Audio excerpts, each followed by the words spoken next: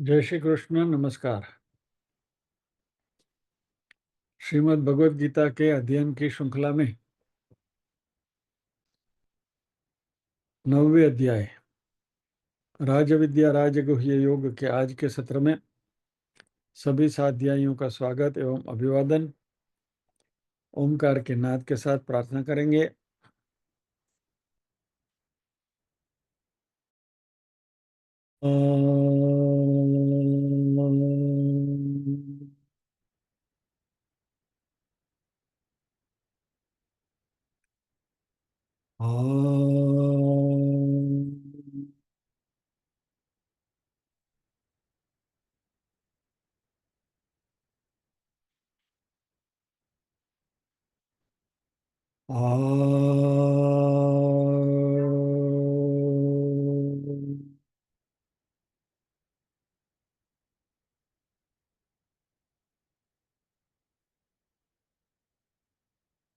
वक्रतुंड महाकाय सूर्यकोटि समप्रभ निर्विघ्नं कुरु मे देव सर्वकार्येषु सर्वदा। या कुन्देन्दु तुषारहारधवला या शुभ्रवस्त्रावृता या वीणावरदण्डमण्डितकरा या श्वेतपद्मासना या ब्रह्माच्युतशङ्करा प्रभृतिभिः देवैः सदा वन्दिता सा मां पातु सरस्वती भगवती निःशेषजाड्यापहा। वसुदेवसुतं देवं कंसचाणूरमर्दनं देवकी परमानन्दं कृष्णं वन्दे जगद्गुरुम्।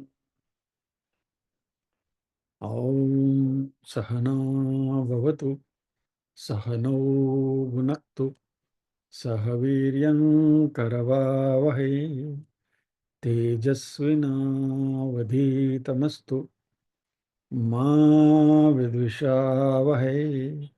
ॐ शांति शांति शांति। यत्र योगेश्वर कृष्णो यत्र पार्थो धनुर्धरः तत्र श्रीर्विजयो भूतिर्ध्रुवा नीतिर्मतिर्मम।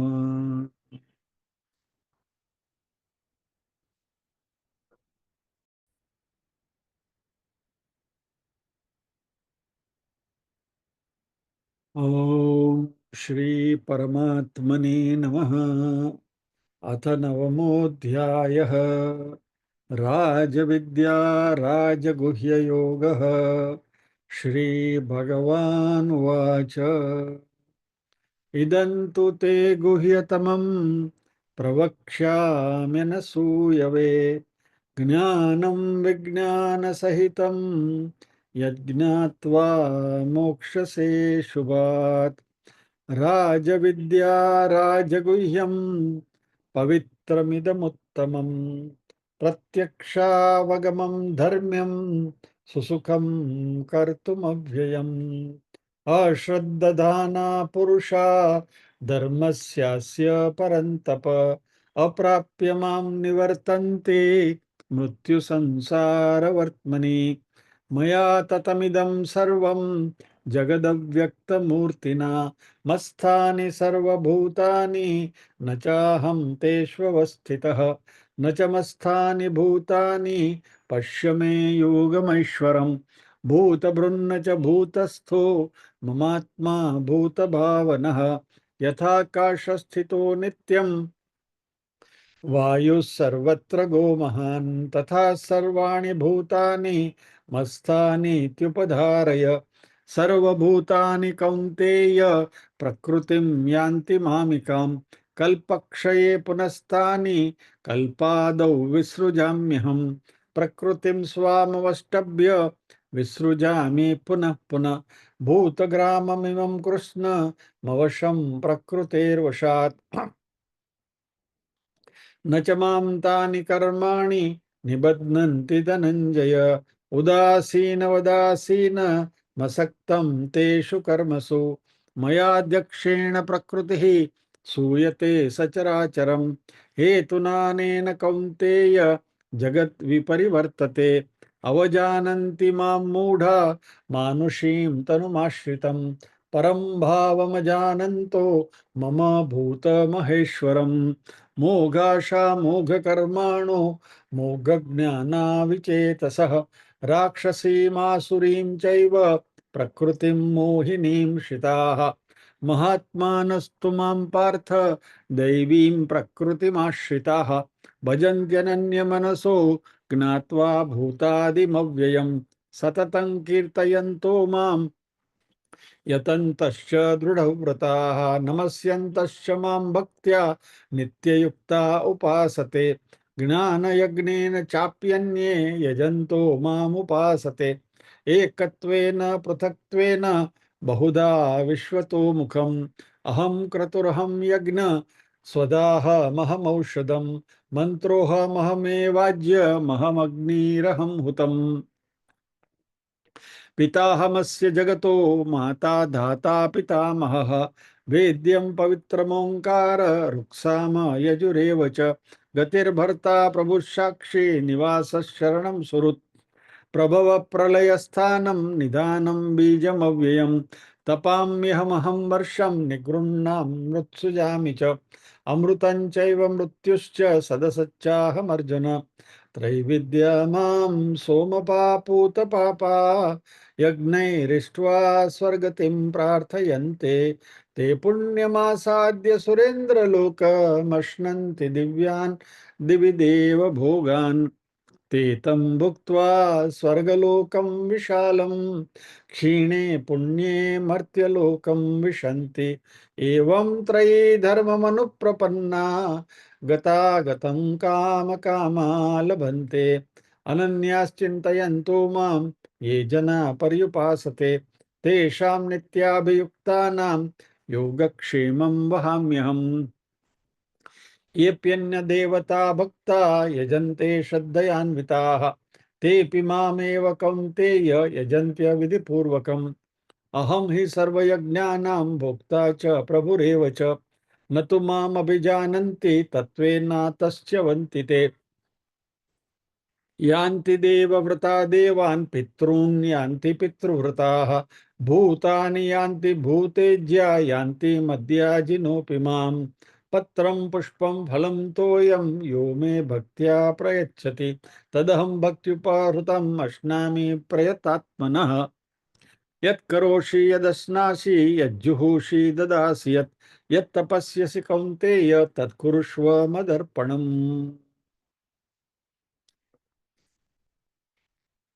26वें श्लोक में भगवान ने वस्तु अर्पण करने की बात करी पत्रम पुष्पम फलम तोयम भक्ति से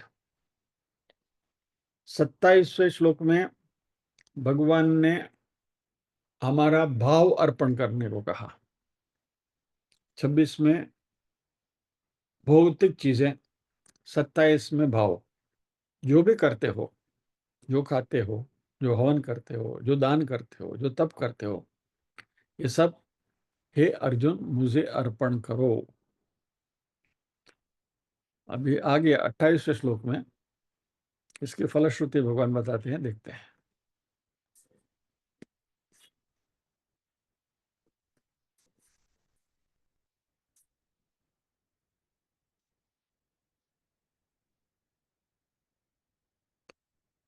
एक एक चरण में बोलता हूँ आप दोहराएंगे I look at your lip movements शुभाशुभफलैरेवम्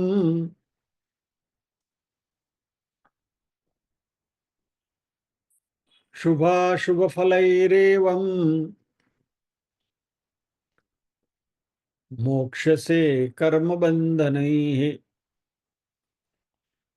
मोक्षसे कर्मबन्धनैः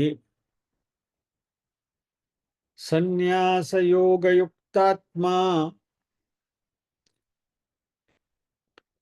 संन्यासयोगयुक्तात्मा विमुक्तो मामुपैष्यसि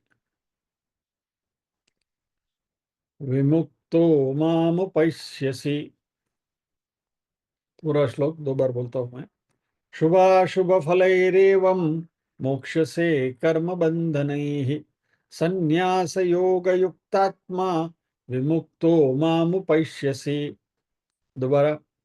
शुभाशुभफलैरेवम् मोक्षसे कर्मबन्धनैः संन्यासयोगयुक्तात्मा विमुक्तो मामुपैष्यसि।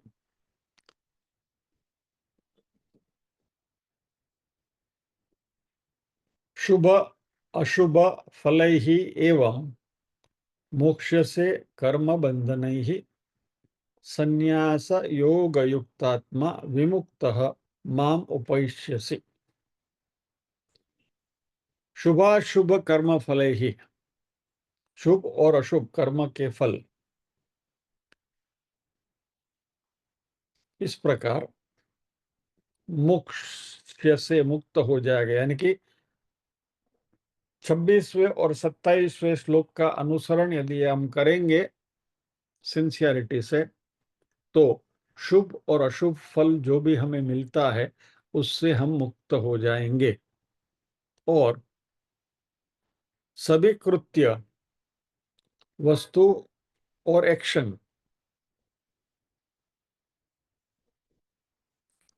यानी कि कर्म परमात्मा को अर्पण करते हैं और इस तरीके से संन्यास योग से युक्त मन वाला तुम विमुक्त होकर, कर्म बंधन से मुक्त होकर मुझे ही उपैष्यसि प्राप्त होगा।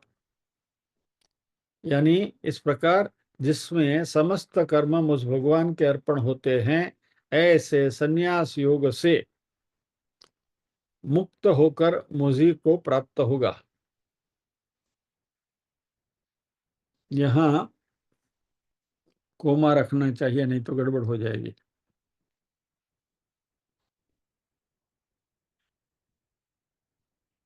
ऐसे संन्यास योग से मुक्त होकर नहीं है, ऐसे संन्यास योग से मुक्त होकर मुझको ही प्राप्त करेगा।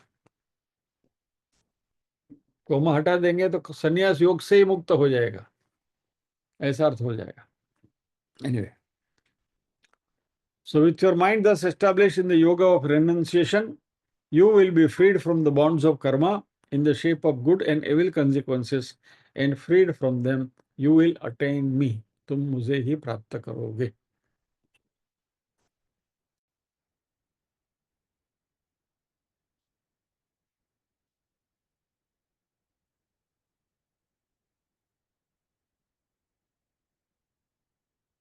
तो निष्काम भक्ति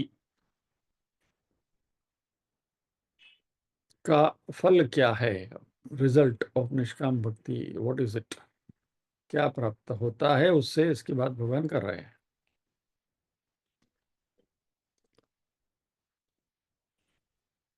जो भी कर्म या तो पूजा हम करते हैं,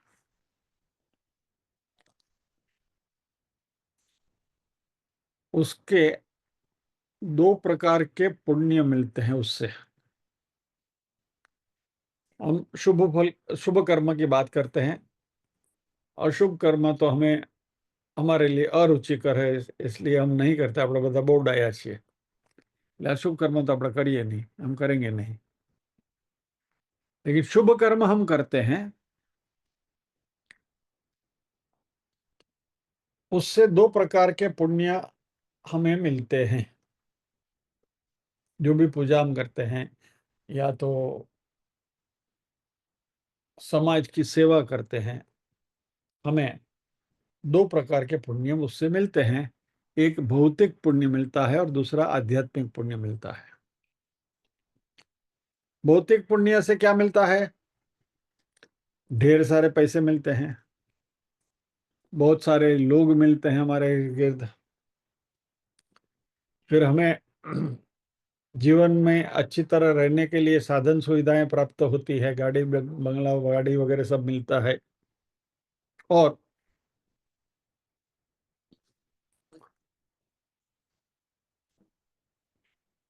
स्वर्ग भी मिल जाता है।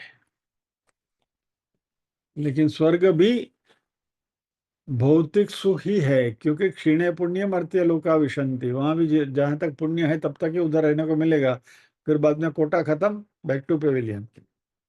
तो स्वर्ग को भी हम भौतिक में ही गिनेंगे। तो हमारी सभी पूजाएं जो है वो एक तो ये भौतिक पुण्य कमाती है, यानी यहाँ इस इहलोक में और परलोक में। लेकिन वही पूजा से हम आध्यात्मिक पुण्य भी कमाते हैं। तो भौतिक पुण्य का फल क्या है? हमने देखा, सारी सुविधाएं प्राप्त होती हैं। आध्यात्मिक पुण्य का फल क्या है?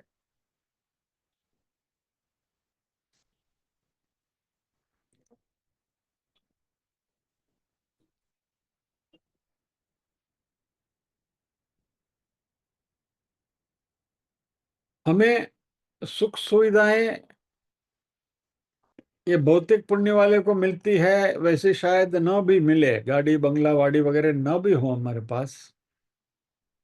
लेकिन आध्यात्मिक पुण्य यदि हमने कमाए हैं तो हमें ऐसे वातावरण में जन्म मिलता है कि जहाँ आध्यात्मिकता पनपती है, शास्त्र की चर्चा होती है, वहाँ आचार्य भी मिलते हैं, और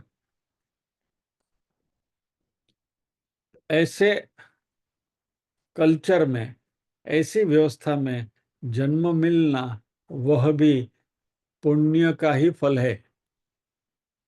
लेकिन यह पुण्य जो है ये आध्यात्मिक पुण्य का फल है। तो आध्यात्मिक पुण्य से हमें आध्यात्मिक एनवायरनमेंट मिलता है, और भौतिक पुण्य से भौतिक सुविधाएं मिलती हैं। आध्यात्मिक पुण्य से हमें माँ बाप भी ऐसे मिलते हैं जिनकी धर्म में, अध्यात्म में श्रद्धा हो।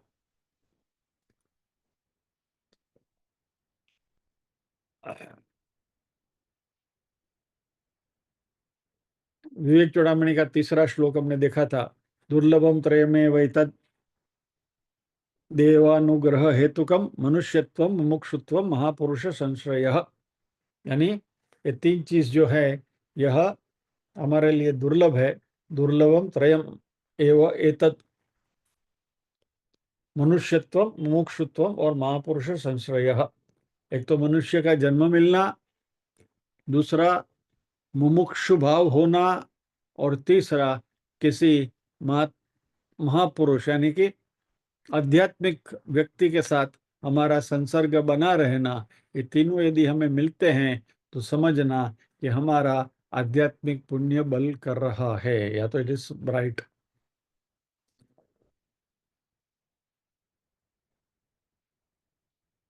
तो हमारी जो पूजा है वो इस दो प्रकार के पुण्य हमें दे सकती है, लेकिन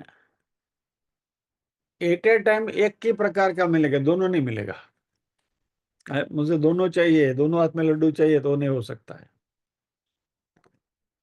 तो जो निष्काम भक्त है, निष्काम कर्मयोगी है, वह अपनी सारी पूजा को आध्यात्मिक पुण्य में बदलता है, या तो उसको आध्यात्मिक पुण्य प्राप्त होता है उसकी वजह से। और इसलिए वह भौतिकता की कोई ख्वाहिश नहीं रखता, भौतिकता को त्यागता है, भौतिकता से वो संन्यास ले लेता है, यानी कि he renounces all material पुण्य। और क्योंकि इस प्रकार के लोग जो है पुण्य अर्जित करने वाले, वो पाप तो करते नहीं है, इसलिए पाप की यहाँ चर्चा स्थान में है। We are not talking about the पाप। लेकिन यह जो पुण्य है दोनों प्रकार के, उसके दो प्रकार के फल मिलते हैं, शुभ और अशुभ। शुभाशुभ फल ही एवं मोक्ष से। तो हे अर्जुन,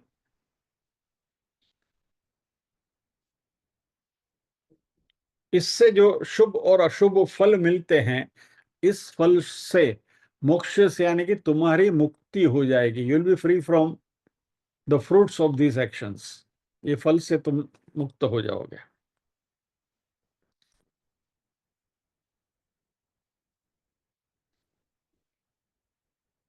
जब भी हम निष्काम भक्ति करते हैं, निष्काम कर्म करते हैं ना, तभी वह कृत्य के नीति नियम का यदि हम पालन नहीं भी करते हैं, तो भी हमें पाप नहीं लगेगा। एक सबसे बड़ा फायदा है, बिग एडवांटेज। मान लीजिए विष्णु सहस्त्र नाम का पारायण जो है, आज सुबह ही मेरा हमारे एक साथी से बात हो रही थी। उनकी वो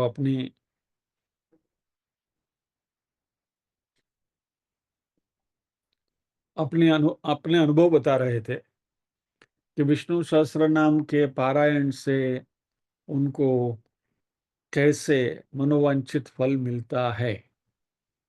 कभी कोई प्रॉब्लम होता है, कभी कोई तकलीफ होती है, तो उन्होंने कहा कि मैं विष्णु सहस्त्र नाम का जब पारायण करता हूँ, तो मुझे उसमें से रिलीफ मिलती है। और कुछ किस्से भी उन्होंने सुनाए। अब ये विष्णु सहस्त्र नाम का ये जो पारायण, जो ये हमारे साध्य भाई साहब बात कर रहे थे, वह सकाम भक्ति है। कि हमें कुछ फायदा चाहिए, हमें कुछ दुख से मुक्ति चाहिए, हमें कुछ मनोवांछित फल चाहिए। जब मनोवांछित फल चाहिए तो सकाम हो गया।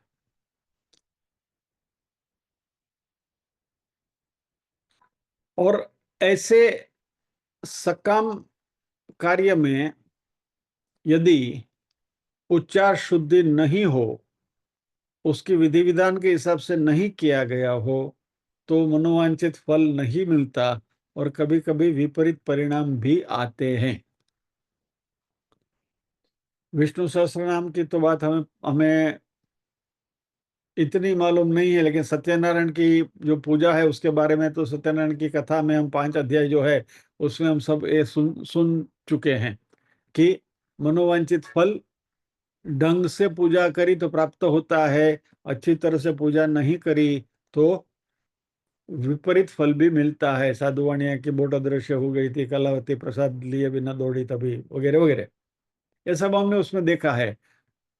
वो राजा भी प्रसाद लिए बिना घर चला गया ग्वालों से, तो फिर उसका भी राज्य में सब खाना खराबी होने लगी। तो प्रॉपरली यदि विधि विधान का हमने अनुसरण नहीं किया, तो हमारी मनोवांछित कामना तो पूर्ण नहीं होती, कभी विपरीत फल भी मिलते हैं। जब हम ये सकाम भाव से करते हैं, then you to follow the rules and regulations. तो सभी विधि विधान महत्व के हैं। लेकिन यदि हम निष्काम भक्ति से करते हैं, तो ये विधि विधान की कोई जरूरत नहीं है।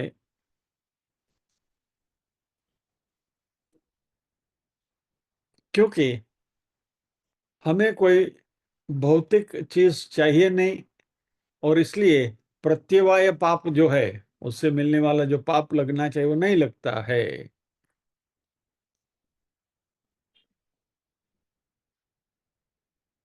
तो इसलिए भौतिक पुण्य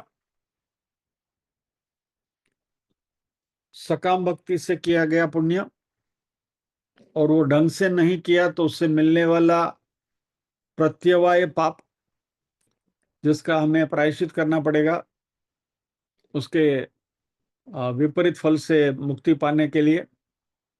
वगैरह वगैरह, निष्काम भक्ति करने से ये सब करने की जरूरत नहीं होती है। लेकिन हमें दोनों प्रकार के पुण्य को लांघना है। We have to transcend both the type of पुण्य, यानी भौतिक पुण्य और आध्यात्मिक पुण्य को ट्रांसेंड करना है। क्योंकि कृष्ण कहते हैं कि ये कर्म के बंधन है। पाप तो है ही, वो तो हमें मालूम है, लेकिन पुण्य भी बांधता है। शुरुआत में हमारी समझ में आता है कि भाई पाप बंधन करता है, पुण्य नहीं है। लेकिन धीरे धीरे धीरे जैसे जैसे हमारा अभ्यास बढ़ते जाता है, वैसे वैसे हमें पता चलता है कि पाप तो बंधन है ही, पुण्य भी बंधन है। यदि पाप लोहे की बेड़ी है, जंजीर है, तो पुण्य सुवर्ण की जंजीर है, सोने की जंजीर है। क्योंकि दोनों इवेंचुअली हमें बांधते हैं, और संसार के फेरे से मुक्ति नहीं मिलती। पुनरपि जननम पुनरपि मरणम पुनरपि जननी जठरे शयनम चालू ही रहता है। और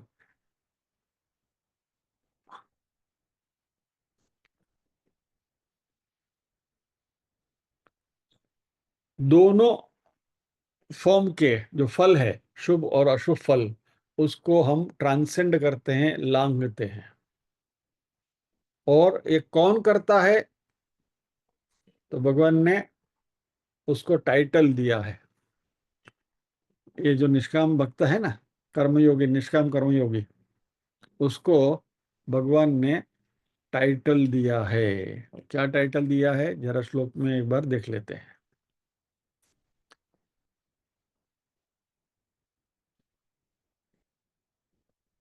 जैसे पद्म भूषण, पद्म विभूषण वगैरह टाइटल्स मिलते हैं ना, वैसे इस तरीके के जो निष्काम कर्मयोगी या तो निष्काम भक्त है, उसको भी भगवान ने यहाँ टाइटल दे रखा है।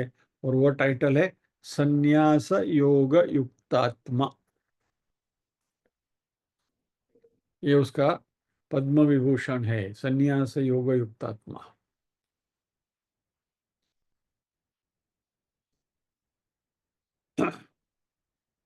तो वह संन्यास योग युक्त आत्मा, यानी कि वो सन्यासी भी है और योगी भी है। यानी कि वह निष्काम भक्त भी है और निष्काम कर्मयोगी भी है। यानी उसमें दोनों चीजें हैं। तो ये क्या है, उसका अर्थ क्या है? सन्यास यानी त्याग भावना, छोड़ना। और कर्मयोगी जो इस त्याग भावना के साथ कर्म करता है, वह इस संसार में रहता है, चलता फिरता है, सब कुछ करता है, लेकिन उसके मन में यह संन्यास का भाव है। इसलिए वह भौतिकता को मन में से बिल्कुल छूट जाती है। कोई भी भौतिक चीज पाने की उसको लालसा नहीं रहती। संतति, संपत्ति और कीर्ति, ये तीनों में से उसका रस निकल जाता है। और फिर वो जो निष्काम पूजा या तो निष्काम कर्म योग करते हैं, वो अपनी आंतरिक समृद्धि के लिए या तो इनर ग्रोथ के लिए ये पूजा होती है। तो ऐसा व्यक्ति सन्यासी ही है, भले ही उसने गेरुए कपड़े धारण नहीं किए हो। छठे अध्याय की शुरुआत में भी हमारा छठा अध्याय चल रहा है, जब पारायण करते हैं तो पहले दो श्लोक नीरूबेन जो बोलती हैं, श्री भगवान उवाच अनाश्रित कर्म फलम कार्यम कर्म करोति यः स सन्यासी च योगी च न निरग्निर्न चाक्रियः यम सन्यासमिति प्राहुर्योगम तम विद्धि पांडव न ह्यसन्यस्त संकल्प योगी भवति कश्चन, वगैरह वगैरह। अब इसका अर्थ वगैरह जो भी आप अपनी किताब में देख लीजिए, I will not get into it now. लेकिन ये त्याग क्या है? भौतिक चीज पाने की या तो पाई हुई भौतिक चीज हमारे से चली जाने की चिंता, एंजाइटी हमारे मन में से निकल जाती है। हम ये एंजाइटी, ये फिक्र हमारे मन में से यदि निकल गई तो ये उत्कंठता, ये अस्वस्थता, ये बेचैनी यदि हमारी निकल गई तो हमें ये एंजाइटी, ये बेचैनी क्यों रहती है मटेरियल चीजें पाने की? क्योंकि हमारे मन में यह एक प्रकार की असलामती का भाव रहता है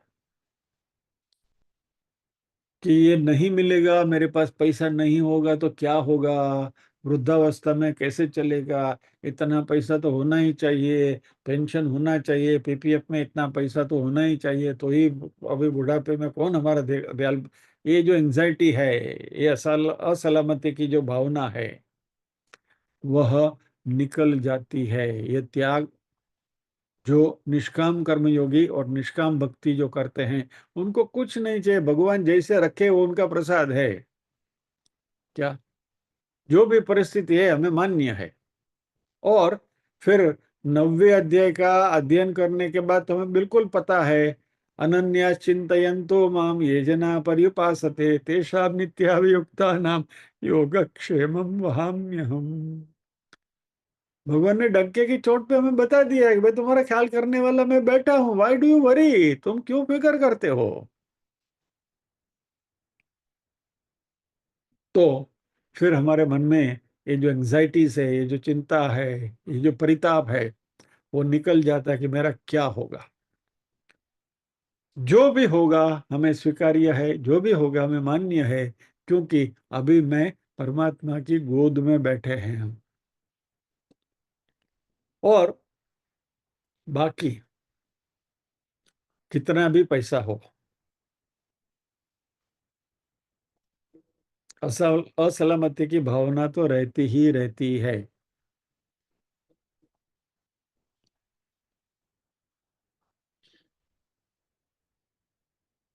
मान लीजिए कि आपने बहुत मेहनत करके पैसे जमा करके बचा करके रखे, फिक्स डिपॉजिट में रखे, म्यूचुअल फंड में रखे, पीपीएफ में रखे, यहाँ रखे, उधर रखे, और सडनली अभी आजकल तो ये सब साइबर फ्रॉड्स जब भी होने लगे हैं ना, तो उनमें से कहीं की गलती से किसी को ओटीपी दे दिया तो सब सफाई हो गई, एक झटके में निकल जाएगा। क्या, या तो कोई इन्वेस्टमेंट एडवाइजर ऐसा मिल गया कि नहीं नहीं इसमें डाल दो, इसमें बहुत पैसा मिलेगा आपको, अच्छा रिटर्न मिलेगा। शेयर बाजार में जो ऑप्शंस वगैरह में जो ट्रेडिंग करते हैं, फ्यूचर्स एंड ऑप्शंस में, उनका लालच ऐसी रहती है कि हो जाएगा तो 10 गुना हो जाएगा, न गया तो सब कुछ सफा है। तो यानी कि कितना भी पैसा हो, उससे सलामती है उसकी कोई गारंटी नहीं है, क्योंकि प्रारब्ध हमारे आगे चलता है।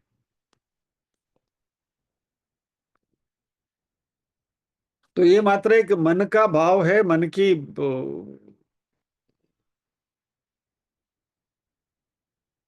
ये है, लेकिन ख्याल है,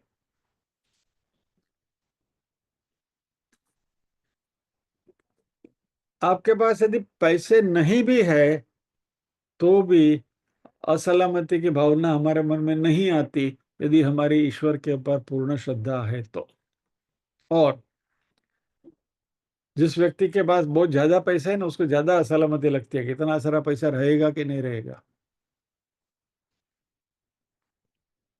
तो जो निष्काम भक्त है, उसको तो मालूम है कि प्रभु मेरे साथ है, इसलिए मुझे असलामत फील करने की कोई जरूरत नहीं है। आई एम देयर, मैं परमात्मा की गोद में ही हम बैठे हैं, तो हमें इसकी कोई फिक्र नहीं है।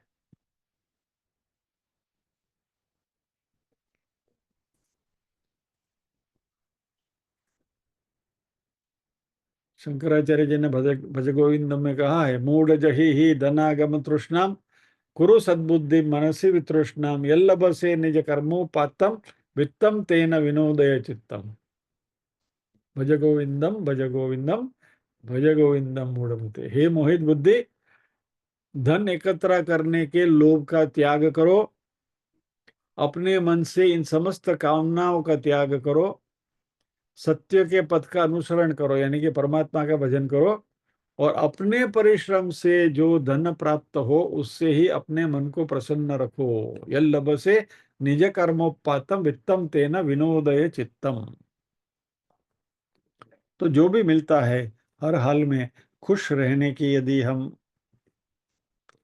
मनस्थिति बनाएं तो फिर हमें कोई प्रॉब्लम नहीं है। और इसलिए उसको योगी कहा गया है।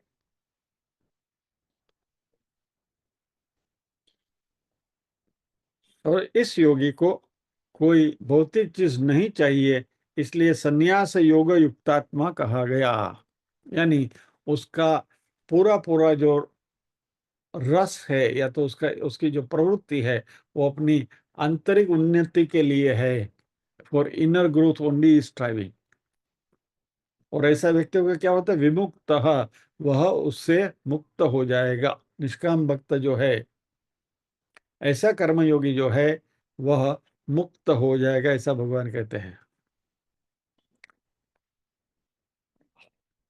अभी यहाँ एक छोटा सा कैच है। यदि हम कहें कि निष्काम कर्मयोगी जो है वो मुक्त हो जाएगा, तो उसका अर्थ यह है कि फिर ज्ञान योग की जरूरत नहीं है। आज क्लास में जो नहीं आए हैं वो सब इस कैटेगरी के साध्य ही है, ऐसा हम कह सकते हैं कि वो सब निष्काम कर्मयोगी है और उन्होंने श्लोक का अर्थ पहले पढ़ लिया लगता है, तो उनको लगा कि अभी ज्ञान योग की जरूरत नहीं है।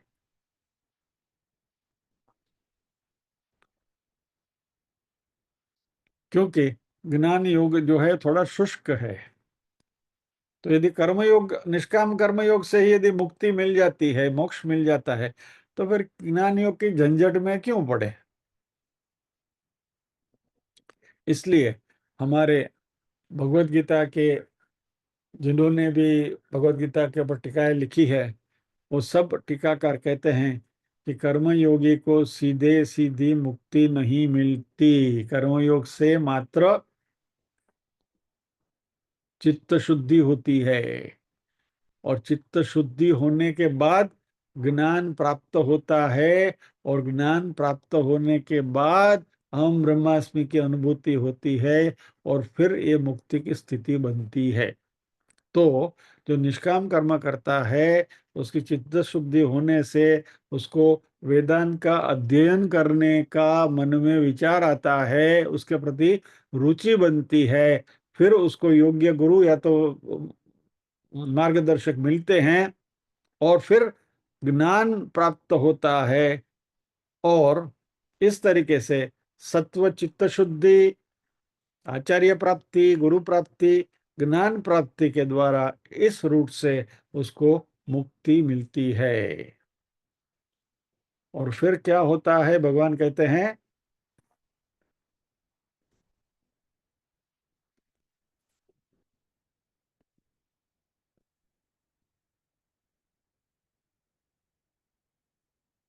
शुभाशुभ फल ही एवं मोक्ष से कर्म बंधने ही। शुभ और शुभ कर्म बंधन के जो शुभ और अशुभ फल है, उससे तुम्हें मुक्ति मिलेगी। संन्यास योग युक्तात्मा, मुझे सारे कर्म मुझे अर्पण करने वाला यानी निष्काम कर्म योगी मुक्त हो जाता है कर्म बंधन से। और फिर क्या होता है, माम उपैष्यसि। अल्टीमेटली क्या उसका कर्मफल है, मुझे प्राप्त होगा। माम उपैष्यसि, यानी वह मुझ में समा जाएगा या तो मुझे मिलेगा। अभी इसमें क्या होगा?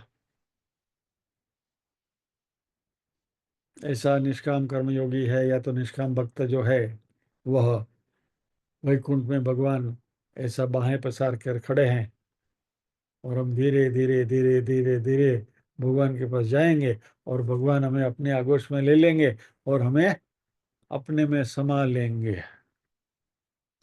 ऐसा कुछ सोचना मत, और ऐसा कुछ होता भी नहीं है, क्योंकि भगवान हमसे दूर नहीं है। हमें उनके पास जाने की जरूरत नहीं है। तो क्या होगा? हमारे मन में जो गलत भाव है कि भगवान हमसे दूर है, भगवान हमसे अलग है, वह भाव एक बार निकल गया तो भगवान के साथ का हमारा तादात्म्य, भगवान के साथ का, परमात्मा के साथ का हमारा जो ऐक्य है वो अपने आप बन जाएगा। यानी परमात्मा के साथ का नोशन, परमात्मा के साथ, परमात्मा हमसे दूर है या तो हमसे अलग है, ये जो द्वैत भावना है, वो द्वैत भावना एक प्रकार का मिसकंसेप्शन है, एक प्रकार का अज्ञान है। जैसे ही ये मिसकंसेप्शन, ये अज्ञान दूर हो गया, कैसे? ज्ञान प्राप्त करने से, शास्त्रों के अध्ययन से। और जैसे ही हमें ये ज्ञान प्राप्त हुआ, ये गलतफहमी हमारी दूर हो गई कि परमात्मा हमसे दूर है, तो हमें पता चलेगा कि भगवान हमसे दूर नहीं है, भगवान नजदीक ही है। भगवान नजदीक ही नहीं, भगवान बिल्कुल नजदीक है। ब्रह्म हमसे अलग नहीं है। इवेंचुअली हम ही ब्रह्म है। अहम ब्रह्मास्मि। ये बात 18वें अध्याय में आएगी, 61वें 62वें श्लोक में। ईश्वर सर्वभूतानां हृद्देशे अर्जुन तिष्ठति, भ्रामयन् सर्वभूतानि यन्त्रारूढानि मायया। तमेव शरणं गच्छ सर्वभावेन भारत, तत्प्रसादात् परां शान्तिं स्थानं प्राप्यसि शाश्वतम्। तो सभी भूतों में, उनके हृदय में ईश्वर का निवास है। हे अर्जुन, माया हम सबको माया रूपी यंत्र में बिठा के हमको घुमाती है और उसकी विस्मृति कराती है। तो करना क्या चाहिए? उसी ब्रह्म के, उसी परमात्मा के शरण में जाओ। तमेव शरणम गच्छ सर्व भावेन भारत। तुम्हारा मन में जो भी भाव है, पूरे पूरे भाव से, पूरी श्रद्धा के साथ उसकी शरण में जाओ, तो क्या होगा? तत्प्रसादात, उस उनकी करुणा से, तत्प्रसादात उनकी करुणा से, पराम शांतिम स्थानम, शाश्वतम स्थानम प्राप्स्यसि। परम शांति और शाश्वत स्थान, यानी कि शाश्वत यानी मोक्ष तुम्हें मिलेगा। तो क्या है? भगवान हमसे दूर है का द्वैत मिट जाएगा, और हमारे मन में जो एक गलत फहमी है वो गलत फहमी मिट जाएगी। और that is what is meant by माम उपैष्यसि, यानी कि मुझे प्राप्त करेगा।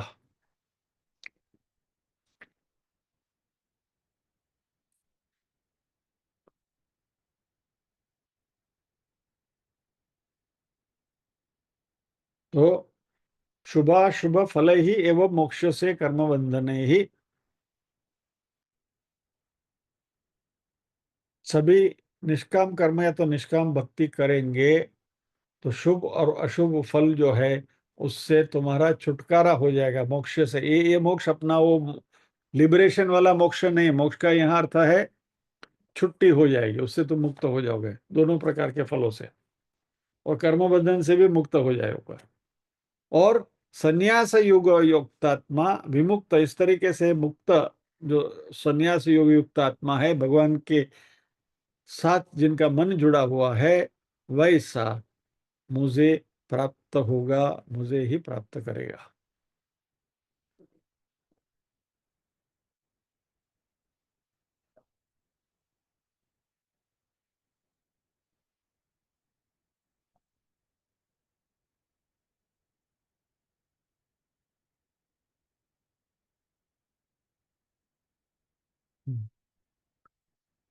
ओके, आई थिंक आज हम यहीं रुकेंगे और प्रार्थना करेंगे।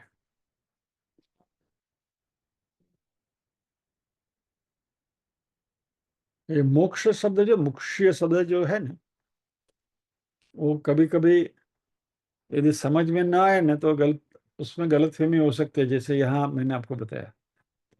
वैसे हमारा महामृत्युंजय मंत्र जो है, ओम त्र्यंबकम यजामहे सुगंधिम पुष्टिवर्धनम उर्वारुकमिव बंधनात् मृत्योर्मुक्षीय मामृतात।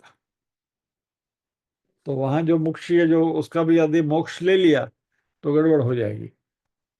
वहां भी कहते हैं कि मृत्यु हो मुक्षीय, मृत्यु से मेरा छुटकारा करो, मृत्यु से अलग करो मुझे।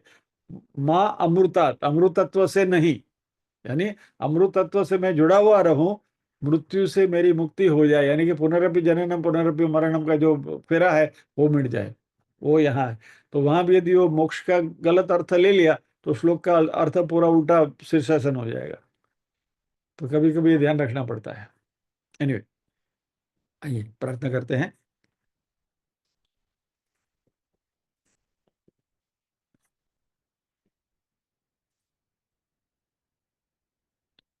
ओम असतो मा सद्गमय, तमसो मा ज्योतिर्गमय, मृत्योर्मा अमृतंगमय।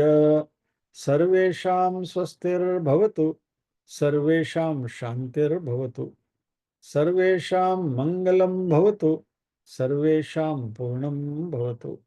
लोका समस्ताः सुखिनो भवन्तु, लोका समस्ताः सुखिनो भवन्तु। नाहं कर्ता हरिः कर्ता, हरिः कर्ता हि केवलम्। ओम शांति शांति शांति। सभी के हृदय कल में विराजमान परम कृपालु परमात्मा को वंदन करते हुए आज के सत्र को विराम देते हैं। अगले शनिवार फिर मिलेंगे। क्या करेंगे पता नहीं। जय श्री कृष्ण।